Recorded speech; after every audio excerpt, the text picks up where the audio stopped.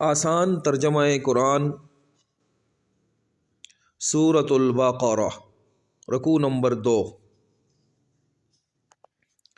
اعوذ باللہ من الشیطان الرجیم بسم اللہ الرحمن الرحیم ومن الناس من يقول آمنا باللہ وبالیوم الآخر وما هم بمؤمنین۔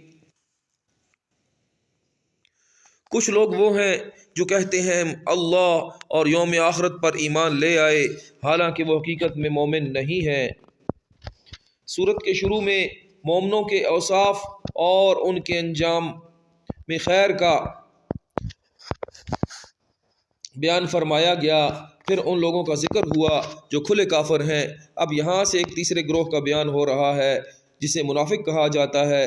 یہ لوگ ظاہر میں تو اپنے آپ کو مسلمان کہتے ہیں مگر دل سے مسلمان نہیں ہوئے تھے۔ یخادعون اللہ والذین آمنوا وما يخدعون الا انفسهم وما يشعرون۔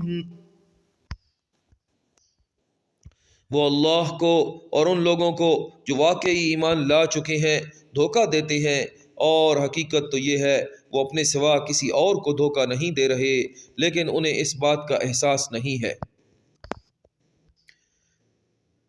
یعنی ظاہراً تو وہ بظاہر اللہ اور مسلمانوں کو دھوکہ دینا چاہتے ہیں، لیکن حقیقت یہ ہے کہ وہ خود اپنے آپ کو دھوکہ دے رہے ہیں، کیونکہ اس دھوکے کا انجام خود ان کے حق میں برا ہوگا۔ وہ سمجھ رہے ہیں کہ اپنے آپ کو مسلمان ظاہر کر کے وہ کفر کے دنیاوی انجام سے بچ گئے، حالانکہ آخرت میں ان کو جو عذاب ہوگا وہ دنیا کے عذاب سے زیادہ سنگین ہے۔ فی قلوبہم مرض فزادہم اللہ مرضا وَلَهُمْ عَذَابٌ أَلِيمٌ بِمَا كَانُوا يَكْذِبُونَ۔ ان کے دلوں میں روگ ہے، چنانچہ اللہ نے ان کے روگ میں اور اضافہ کر دیا ہے، اور ان کے لیے دردناک سزا تیار ہے کیونکہ وہ جھوٹ بولا کرتے تھے۔ یہ وہی بات ہے جو پیچھے آیت نمبر 7 میں کہی گئی ہے، یعنی شروع میں انہوں نے اپنے اعتبار سے اپنے اختیار سے اس گمراہی کو اپنایا اور اس پر اڑ گئے۔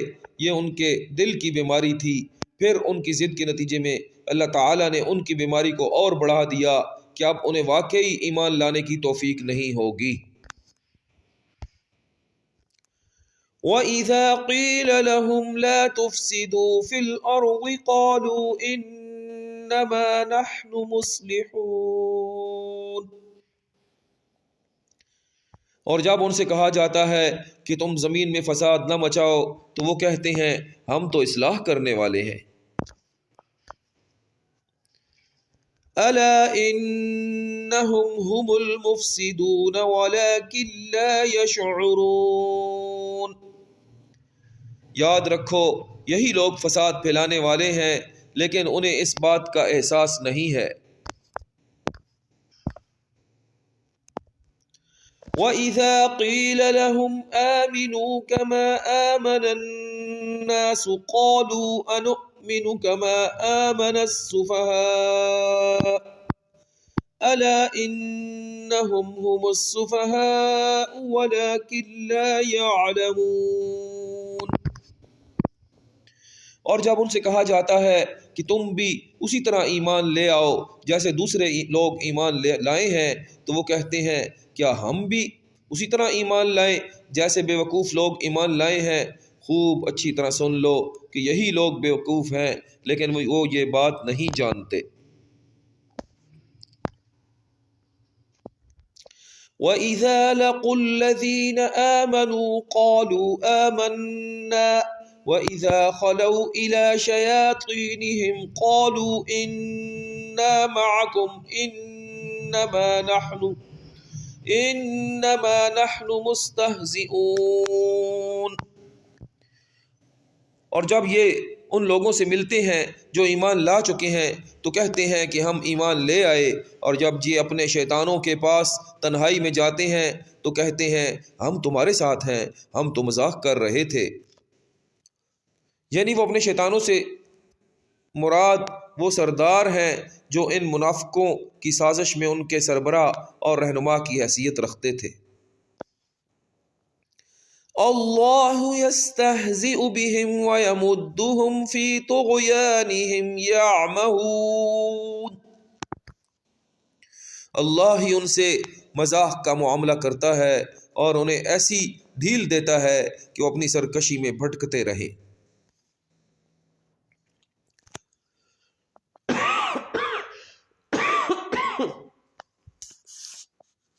یعنی اللہ تعالیٰ نے ان کی رسی دراز کر رکھی ہے اور ان کے دوغلے پن کی فوری سزا دنیا میں انہیں نہیں مل رہی ہے، جس سے وہ سمجھ رہے ہیں ہماری تدبیر کارگر ہو گئی، چنانچہ وہ اپنی گمراہی میں اور پختہ ہوتے جا رہے ہیں اور آخرت میں انہیں ایک دم پکڑ لیا جائے گا، چونکہ اللہ تعالیٰ کا یہ عمل ان کے مذاق کا نتیجہ تھا۔ اسے یہاں اللہ ان سے مذاق کرتا ہے کہ عنوان سے تعبیر فرمایا گیا ہے، اولئک الذین اشتروا الضلالة بالہدى فما ربحت تجارتهم وما كانوا مہتدین، یہ وہ لوگ ہیں جنہوں نے ہدایت کے بدلے گمراہی خرید لی ہے، لہذا نہ ان کی تجارت میں نفع ہوا اور نہ انہیں صحیح راستہ نصیب ہوا۔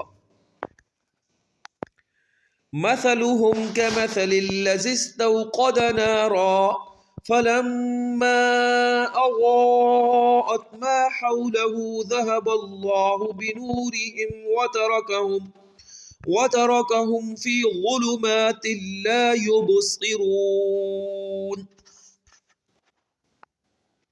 ان کی مثال اس شخص کی سی ہے جس نے ایک آگ روشن کی، پھر جب اس آگ نے اس کے ماحول کو روشن کر دیا تو اللہ نے ان کا نور سلب کر لیا اور انہیں اندھیروں میں چھوڑ دیا کہ انہیں کچھ سجائی نہیں دیتا۔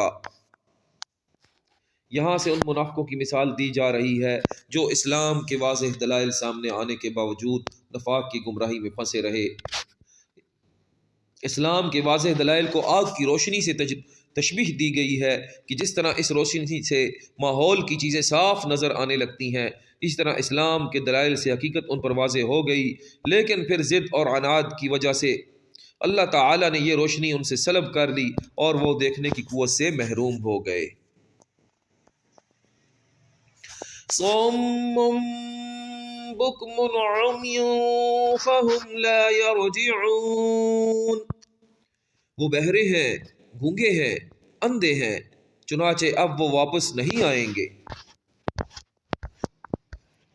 او کصیب من السماء فیہ ظلمات ورعد وبرق یجعلون اصابعهم فی آذانهم من الصواعق حذر الموت واللہ محیط بالکافرین،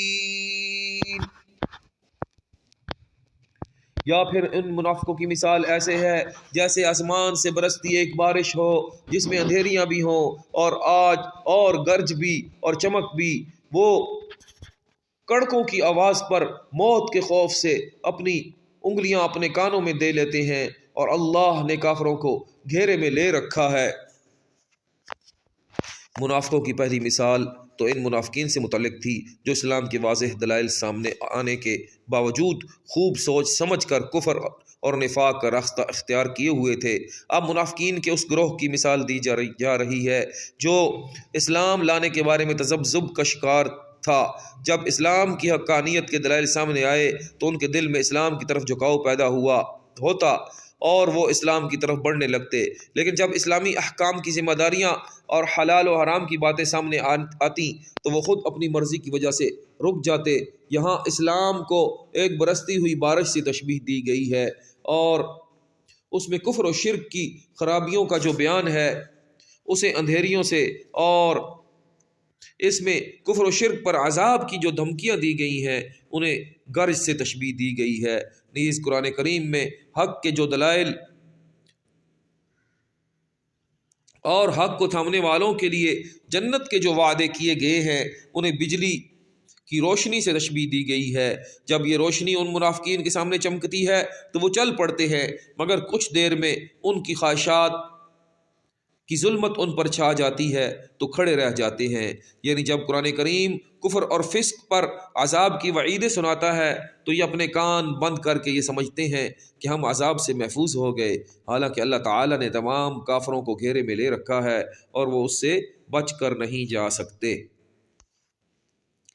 يكاد البرق يخطف أبصارهم كلما أضاء لهم مشوا فيه وإذا أظلم عليهم قاموا ولو شاء الله لذهب بسمعهم وأبصارهم إن الله على كل شيء قدير۔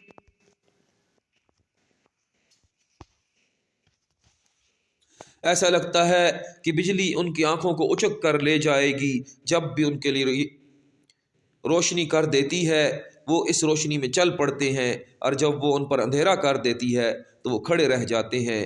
اور اگر اللہ چاہتا تو ان کے سننے اور دیکھنے کی طاقتیں چھین لیتا، بے شک اللہ ہر چیز پر قدرت رکھتا ہے۔